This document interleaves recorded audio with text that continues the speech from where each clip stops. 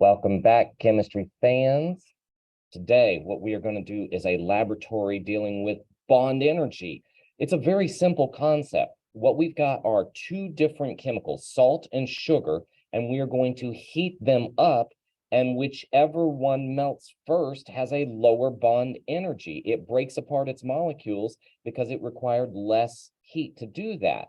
We're going to use the exact same number of molecules, though. We're not going to use the same weights because that's not equivalent. One molecule weighs different from the other one, but we are going to use the same number of molecules. So let's jump into this right now. Let me change my screen here so that you can see it. And you still can't see it. There we go. So now what we've got is two different balances here. I'm going to go ahead. Well, one of them doesn't have battery, so we're going to use one of them. And we are going to put on it one of these weighing boats, and you could still see the, let's see if we, there we go. Now you could see the weight. I'm going to tare it, so we're not including that into it. And what I'm going to put in here is 0.58 grams of salt. And this is going to be 1/10 of a mole, 0.1 tenth, 0.1, which is a tenth of a mole. So 0.58. Which that just put too much.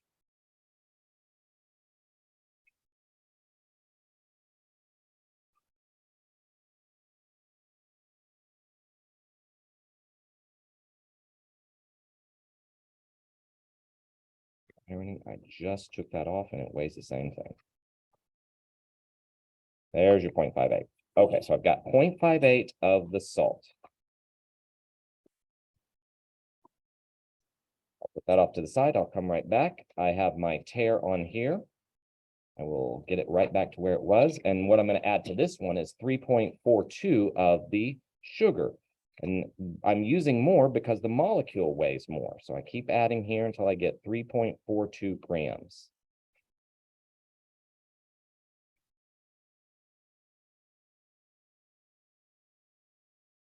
Get close.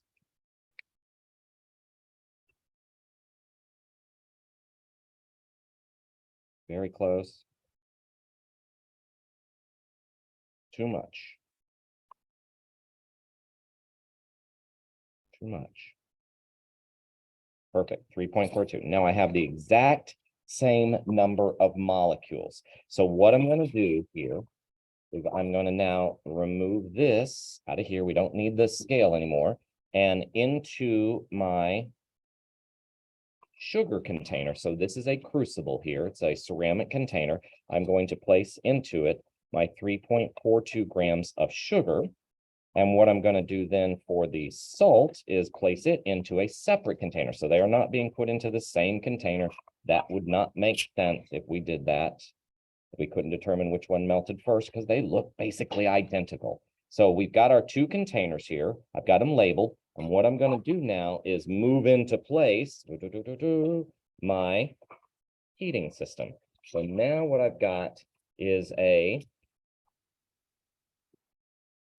got my heating plate here, and we are just simply going to watch here to see if there's a change in the system. Again, I've got salt and sugar. I think we'll put those right there. Maybe you could see that off to the side. You could see that off to the side, that's salt and that's sugar. Okay, so here we go. Let's turn on ours, and we're going to put it up to medium, and it's just going to take it a while for this to transition. So we'll come back to it here in just a second. I am going to